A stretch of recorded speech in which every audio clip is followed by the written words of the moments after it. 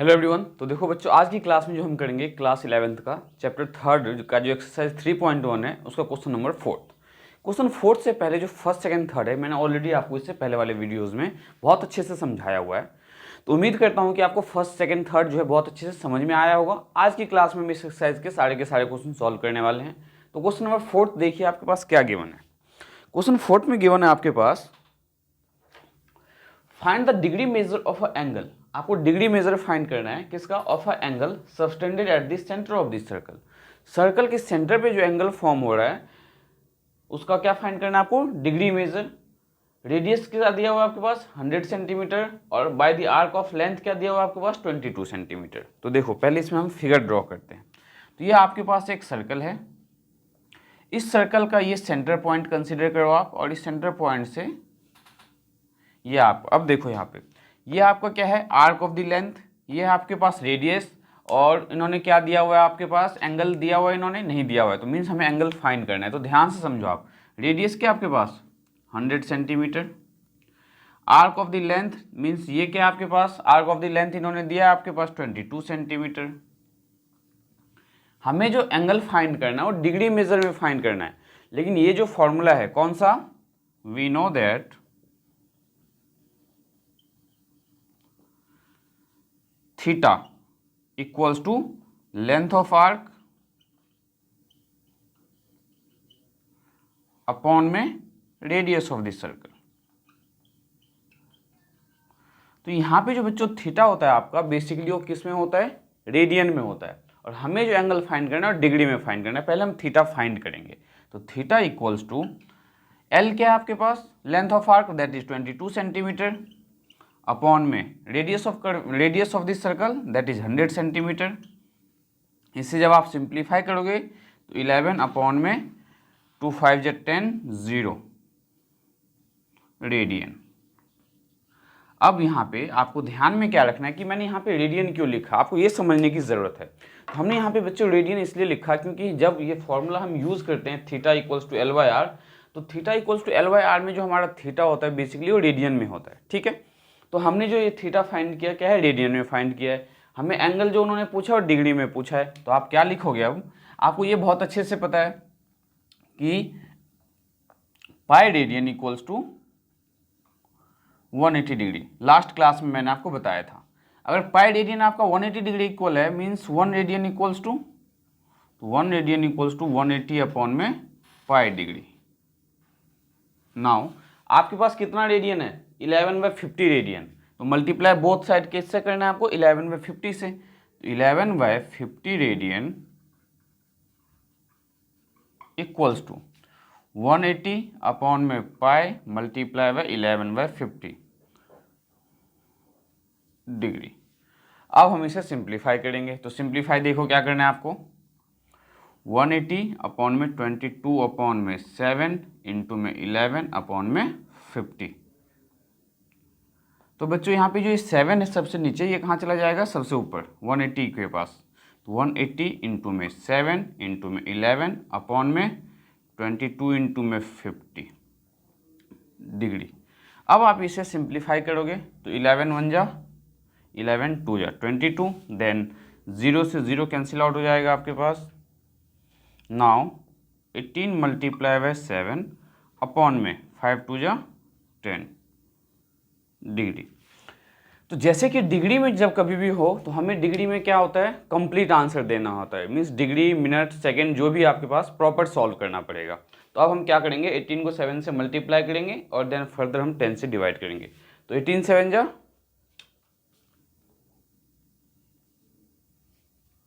यहाँ पे लिखो 8 7 जा,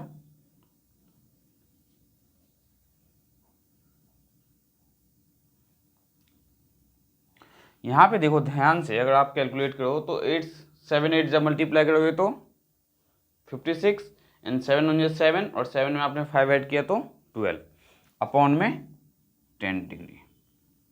नाउ देखो अब क्या करना है आपको, रफ में जब आप डिवाइड करोगे 126 को किससे डिवाइड करोगे, 10 से। तो 10 1 जा 10 2 6 10 2 जा 26।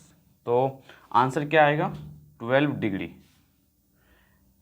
अपॉन में 6 और किससे डिवाइड करना है 10 से, तो अपॉन में 10। अब इसे हम किससे मल्टीप्लाई करेंगे 60 से, तो ये किस में कन्वर्ट हो जाएगा आपका मिनट में। देन 12 डिग्री, अब इसे सिंप्लीफाई करना है, तो 6 6 जा 36, तो 360 डिवाइडेड बाई 10, तो 10 3 जा 30, देन 60, 10 6 जा 60, रिमाइंडर आ गया 0, मीन्स हमें सेकेंड में करने की ज़रूरत ही नहीं है। जब आपने इसे सिंप्लीफाई किया तो क्या है आपके पास 36 मिनट। दैट मीन्स 11 अपॉन में 50 रेडियन किसके इक्वल है आपका 12 डिग्री 36 मिनट के। तो ये था आपका फाइनल आंसर।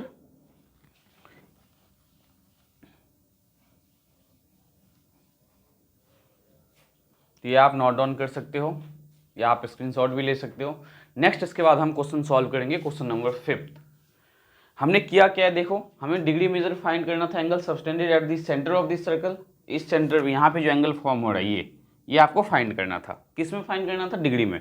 बट जो ये फॉर्मूला हम यूज़ करते हैं इस केस में हमारा जो एंगल होता है वो रेडियन में होता है। हमने क्या किया, पहले रेडियन फाइंड कर लिया, देन इस रेडियन को हमने डिग्री में कन्वर्ट कर दिया।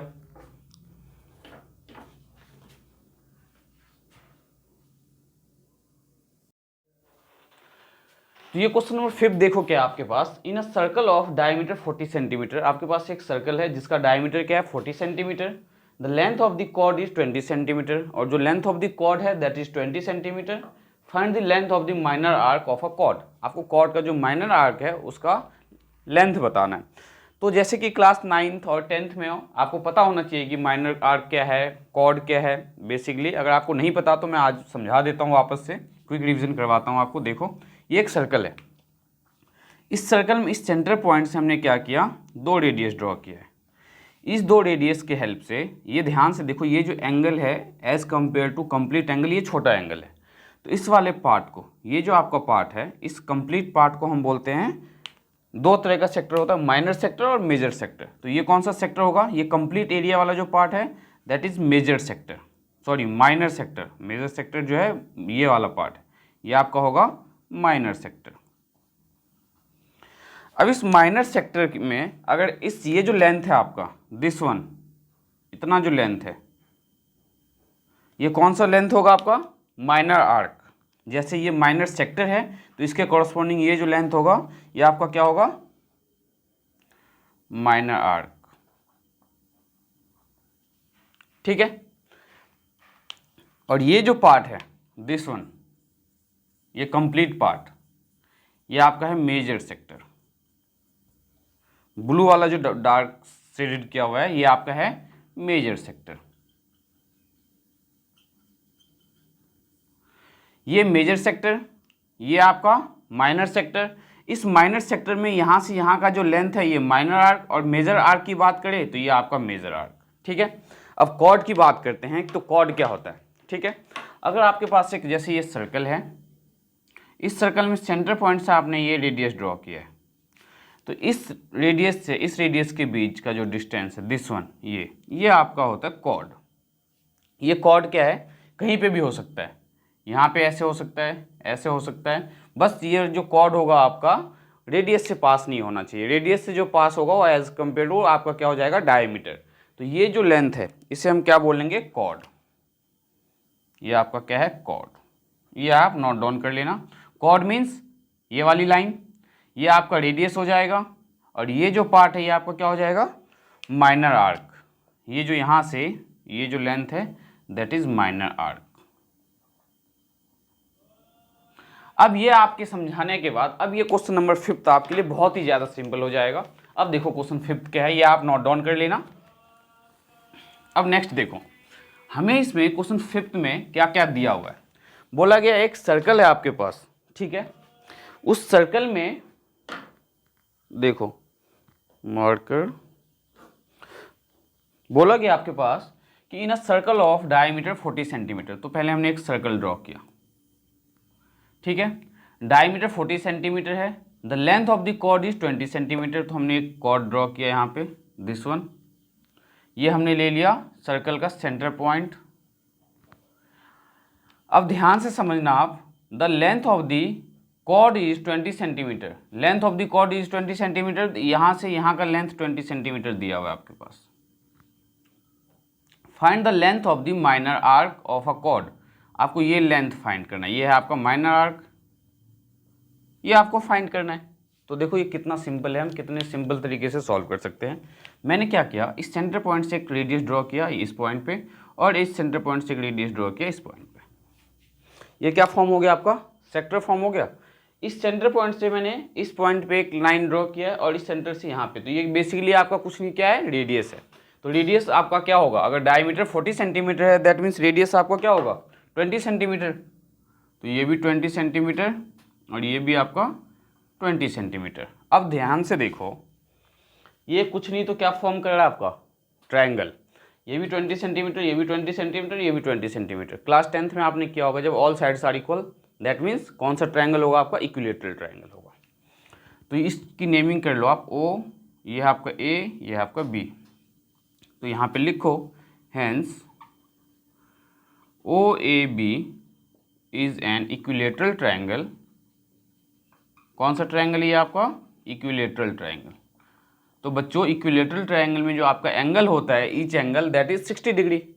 मीन्स आपको एंगल पता चल गया, ये क्या है 60 डिग्री। तो यहाँ पे लिखो therefore angle A O B equals to 60 degree. अब हमें एंगल पता है, रेडियस पता है, अब हम यहाँ पे क्या यूज़ करने वाले हैं, theta equals to L by R. लेकिन थीटा जो आपका होता है बच्चों क्या होता है, रेडियन में होता है, बट यहाँ पे जो आपका एंगल 60 डिग्री है वो किस में है आपका, डिग्री में। तो हमें सबसे पहले क्या यूज़ करना है कि 60 डिग्री को रेडियन में कन्वर्ट करना है। तो आप यहाँ पे क्या लिखोगे, 180 degree, we know that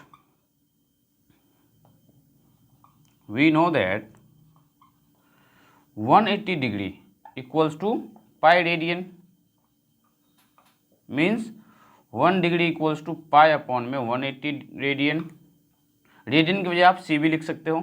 now 60 degree को कन्वर्ट करना है, तो 60 डिग्री इक्वल्स टू 60 इंटू में पाई अपॉन में 180 रेडियन। जब आप इसे सिंप्लीफाई करोगे तो 60 डिग्री किसके इक्वल आएगा, 6 3 जा 18, पाई बाई 3 रेडियन के इक्वल, पाई बाई 3 रेडियन। अब देखो 60 डिग्री पाई बाई 3 रेडियन के इक्वल है। अब हमें फॉर्मूला क्या यूज करना है, we know that theta equals to L by R. Theta क्या आपका एंगल इन द रेडियन, तो हमने क्या फाइंड किया, पाई बाई 3। तो पुट करो यहाँ पे pi by 3 equals to L हमें फाइंड करना है। बोला है कि find the length of the minor arc, means हमें एल तो फाइंड करना है, तो एल का एल ही रहने दो आप, अपॉन में आर, और आर की वैल्यू क्या है, रेडियस क्या है आपके पास 20। अब 20 को आप इधर मल्टीप्लाई करो, तो 20 इंटू में पाई अपॉन में 3 इक्वल्स टू एल। तो ये क्या आ जाएगा 20 पाई बाय 3। रेडियस सेंटीमीटर में है तो लेंथ ऑफ आर्क भी आपका किस में होगा, सेंटीमीटर में होगा। या तो आंसर आप एक ये लिख सकते हो, और इसे अगर थोड़ा सा और मॉडिफाई करो तो पाई की वैल्यू पुट कर दो, तो 20 इंटू में 22 अपॉन में 7 इंटू में 3 इक्वल्स टू एल। इसे सिंप्लीफाई करेंगे तो हमें क्या मिलेगा 440 अपॉन में 21 centimetre equals to L. Hence length of arc is 440 upon में 21 सेंटीमीटर। ये आपका फाइनल आंसर। अब मैं आपको एक बार फिर से रिवाइज करवाता हूँ। हमने क्या किया, इस सेंटर पॉइंट से जब यहाँ पे लाइन ड्रॉ किया, रेडियस की हेल्प से एक ट्रायंगल फॉर्म किया। इस ट्रायंगल के हेल्प से हमें क्या पता चला कि ये इक्विलेटरल ट्रायंगल है। इक्विलेटरल ट्रायंगल का मतलब है ये एंगल भी 60 होगा, ये भी 60 होगा, ये भी 60 होगा। फिर हमने इस 60 डिग्री एंगल को, क्योंकि हमें यूज़ क्या करना है, theta equals to L by R, और थीटा आपका रेडियन में होना चाहिए। तो हमने क्या किया, इस 60 डिग्री को कन्वर्ट कर दिया रेडियन में। तो 60 डिग्री को जब आपने रेडियन में कन्वर्ट किया तो क्या है आपके पास, पाई बाई 3 रेडियन। उसके बाद हमने फॉर्मूला यूज़ किया theta equals to L by R, और इसमें हमने थीटा जो रेडियन में फाइंड किया था और रेडियस जो आपको पता है, दोनों वैल्यू पुट करके हमने length of the arc find कर दिया। तो लेंथ ऑफ द आर्क ये आपका, तो ये क्वेश्चन नंबर 5 का फाइनल आंसर है।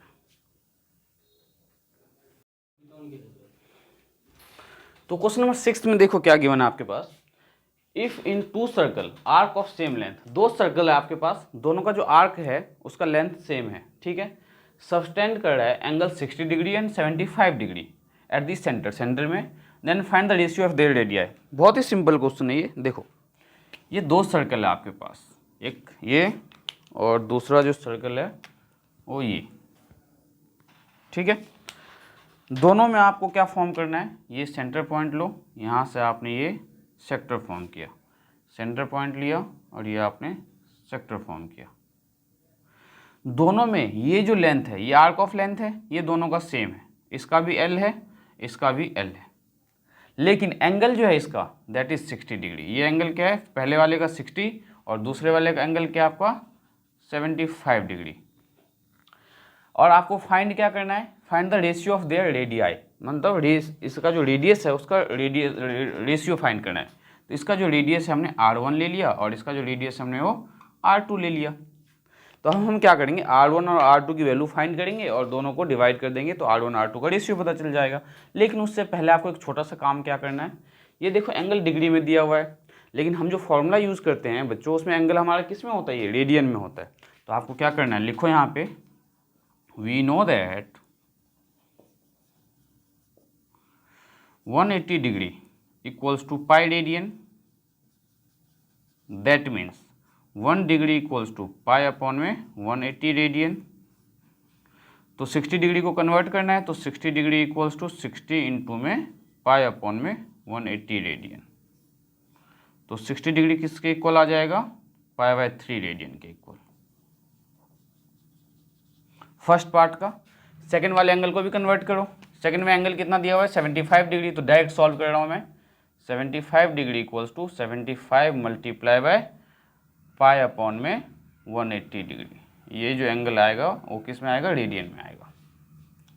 तो 75 डिग्री इक्वल्स टू, इसको सॉल्व करो, 5 × 5 5 × 25, देन 5 3 × 15 5 6 × 30 इंटू में पाई रेडियन। फर्दर सिंप्लीफाई कर सकते हैं, 5 3 हो 3 5 × 15, 3 × 3 3 2 × 6, 5 पाई बाय 12 रेडियन आएगा ये, ठीक है। अब हमें क्या करना है, पहले वाले में फॉर्मूला यूज़ करना है। कौन सा फॉर्मूला यूज़ करोगे आप, थीटा इक्वल्स टू L/R। तो in circle first, in first circle theta equals to L/R। Theta आपके पास क्या है, देखो थीटा इक्वल्स टू L/R है बच्चों, तो R को आप इधर लाओगे तो R इक्वल्स टू क्या आ जाएगा, L/थीटा, ठीक है। नाउ तो R इक्वल्स टू, L का तो L ही रहना है क्योंकि दोनों में लेंथ क्या है, सेम है, तो L को कुछ नहीं करना, आपको L ही रखो, अपॉन में थीटा, और थीटा की वैल्यू क्या है 5 पाई बाय, फर्स्ट वाले का हम कर रहे हैं, तो फर्स्ट वाले में थीटा क्या है पाई बाय 3, तो यहाँ पुट करो पाई बाय 3। अब देखो यहाँ पे R क्या आ जाएगा, R equals to L upon में पाई बाय 3, तो 3 जो है सबसे ऊपर आ जाएगा, तो 3L अपॉन में पाई, ठीक है। ये आपका क्या है R1, R1 हमने फाइंड कर लिया, ठीक है। नाउ इन सेकेंड सर्कल फिर से वही formula, theta equals to L/R means R equals to L/थीटा, ये क्यू नहीं है थीटा है, then R2 equals to L का L ही रहने दो आप, थीटा क्या आपके पास 5 पाई बाय 12, तो 5 पाई बाय 12, तो R2 क्या आ जाएगा आपके पास 12 सबसे ऊपर मल्टीप्लाई में, तो 12L अपॉन में 5 पाई। ये है आपका सेकेंड इक्वेशन। आपको क्या फाइंड क्या करना था, find the ratio of their radii, आपको रेडियाई का रेशियो फाइंड करना है, means R1 bye R2 find करना है। तो R1 अपॉन में R2 इक्वल्स टू, R1 की वैल्यू क्या है आपके पास 3L अपॉन में पाई, अपॉन में R2 की वैल्यू क्या है 12L अपॉन में 5 पाई। बच्चों जो सबसे नीचे वाला पार्ट है वो सबसे ऊपर मल्टीप्लाई होगा और जो इसका पार्ट है वो यहाँ मल्टीप्लाई होगा। ये याद रखने का तरीका बताता हूँ आपको।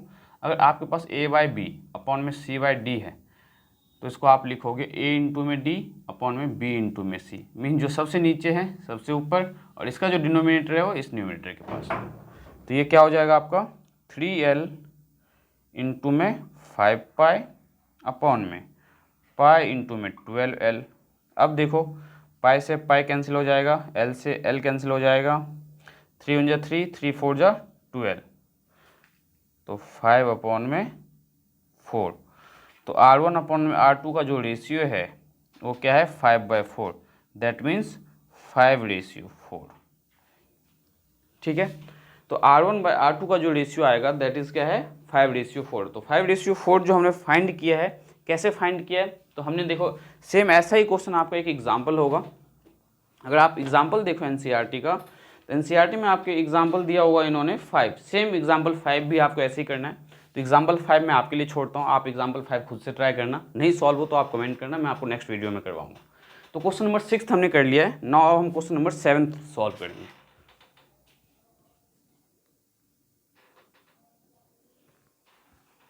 तो यहाँ पे देखो ये जो पार्ट आपका कट हो गया है R1/R2 वाला, ये मैं यहाँ पे सॉल्व करके बताता हूँ। देखो R1/R2 आपके पास देखो बच्चों क्या है 3L अपॉन में पाई, इसके अपॉन में 12L अपॉन में 5 पाई। ये पार्ट यहाँ नीचे रिड्यूस हो चुका है, तो मैं यहाँ पे आपको वापस से समझाता हूँ। तो ये जो 5 पाई है ऊपर आएगा, तो 3L इंटू में 5 पाई अपॉन में 12L इंटू में पाई। इसे आप सिंप्लीफाई कर लो, L से L कैंसिल होगा, 5 से 5 कैंसिल होगा, 3 से 3 4 = 12 कैंसिल होगा, तो 5/4 आएगा। तो R1/R2 जो आएगा दैट इज़ 5:4। ये आपका फाइनल आंसर। ये पार्ट यहाँ पे रिड्यूस हो चुका था, जिसके वजह से मैंने आपको ये यहाँ पे बताया है। तो अब देखेंगे हम क्वेश्चन नंबर 7 क्या है। क्वेश्चन 7 बहुत ही सिंपल है बेसिकली। तो एक्सरसाइज 3.1 का लास्ट क्वेश्चन देखिए क्या आपके पास। Question number 7, find the angle in the radian. आपको जो एंगल फाइंड करना है रेडियन में फाइंड करना है, through which a pendulum swing. Pendulum swing का मतलब क्या है, ये एक पेंडुलम है, मीन्स आपने एक पर्टिकुलर पॉइंट पे एक थ्रेड में किसी सब्सटेंस को आपने हैंग ओवर किया हुआ है। अब पेंडुलम जो स्विंग करे मीन्स कैसे मूव करता है पेंडुलम, ऐसे टू एंड फ्रो मोशन। ये आपका pendulum to and fro motion, एक मेन पॉइंट से आगे और पीछे जाता है। ये जो है पेंडुलम है जो मूव कर रहा है, ठीक है।